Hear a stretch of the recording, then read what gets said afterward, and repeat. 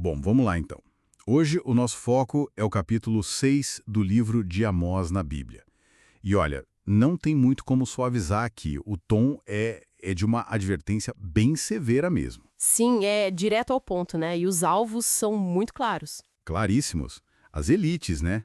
Aqueles que viviam bem tranquilos em Sião, que é Jerusalém. E também os que se sentiam super seguros lá no Monte de Samaria, a capital do Reino do Norte na época. O texto chama eles de homens notáveis da principal das nações, sabe? Exato, e já começa com aquele ai, ai, né? Ai dos que vivem tranquilos em Sião. E dos que se sentem seguros no Monte de Samaria. A tranquilidade deles já está na mira desde o início. Totalmente. Tá, e como é que era essa vida que está sendo criticada tão duramente? Olha, o texto descreve com detalhes, né? É um estilo de vida bem luxuoso. Sim, fala de camas de marfim, descanso em divãs. Isso. Banquetes também, com cordeiros, novilhos cevados. Só do bom e do melhor, assim. E tinha música, parece que improvisada e tudo. Harpas, outros instrumentos. Muita música, muito vinho em taças bem fartas e até os olhos perfumados. Os melhores olhos. É um retrato mesmo da opulência, né? Do lazer despreocupado. Ok, vamos analisar isso um pouco mais a fundo, então. O fascinante aqui não é só o luxo pelo luxo, sabe? O problema é mais profundo. Como assim? O texto conecta esse luxo todo a uma falha moral grave, a indiferença. Eles não se afligiam com a ruína de José. Ruína de José. Isso se refere ao sofrimento do povo, né? Do Reino do Norte, Israel. Exatamente. É o sofrimento da nação, a decadência social, a injustiça que estava rolando solta. O contraste é gritante. Eles na maior festa, no maior luxo. Enquanto a estrutura social estava desmoronando ao redor. Isso.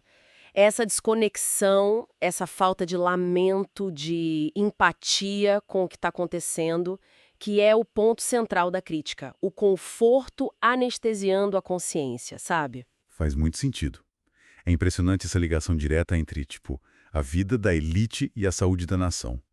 E tem uma ironia forte ainda. Tem sim. Eles se achavam seguros, achavam que o dia mal estava longe. Pois é. Mas o profeta Amós diz que, na verdade, eles estavam apressando a chegada de um reinado de terror. É aqui que fica realmente interessante, né? Essa inversão. E parece que tinha um orgulho envolvido também de conquistas menores. Sim, o texto menciona Lodebar, Carnaim, lugares que talvez nem fossem tão importantes assim. E eles se gabavam dizendo, não fomos nós que conquistamos isso com a nossa força. Exato.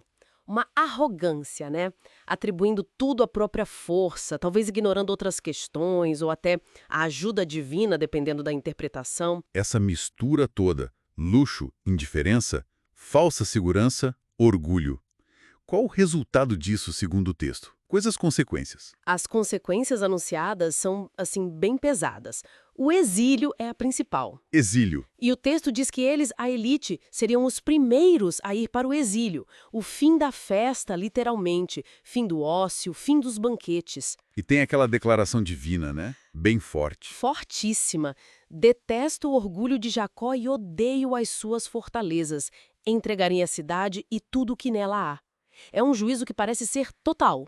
Total mesmo. Olha, o texto fala que mesmo que sobrassem 10 homens numa casa, todos morreriam. E que as casas, grandes e pequenas, seriam destruídas, feitas em pedaços. Uau. Se conectarmos isso ao quadro geral, lembra da injustiça que a gente falou? Sim, que eles transformaram o direito em veneno. Exato.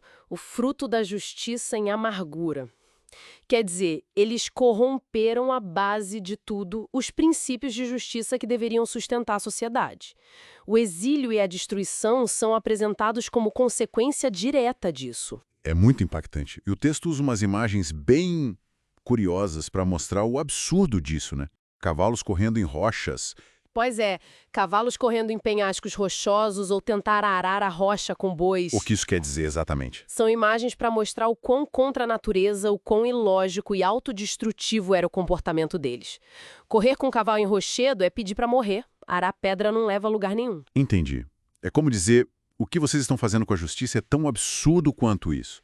É perverter a ordem das coisas. Exatamente. Vai contra a lógica, contra a retidão, contra o que faz uma sociedade funcionar de forma saudável. E para fechar o capítulo ainda tem uma ameaça final, né? Tem, a ameaça é bem concreta. Deus levantaria uma nação inimiga para oprimir Israel inteirinho. O país todo. Sim. Desde Lebo-Amate, que fica lá no norte, Até o Vale da Arabá, que é lá no sul. isso, pegando toda a extensão do território, uma opressão completa. Isso levanta uma questão importante sobre as consequências bem reais, né? Da complacência, da injustiça. Então, o que tudo isso significa? Resumindo o que a gente viu, o capítulo 6 de Amós é um grito, né? Um alerta muito forte contra a complacência, principalmente da elite. Sem dúvida. Mostra como esse luxo desconectado pode levar à indiferença, como a segurança pode ser uma ilusão. E como o orgulho baseado em coisas erradas atrai um juízo bem pesado, pelo menos da visão do profeta. A conexão entre justiça social e a segurança real da nação parece ser o ponto-chave aqui. Com certeza. E deixa a gente pensando, né?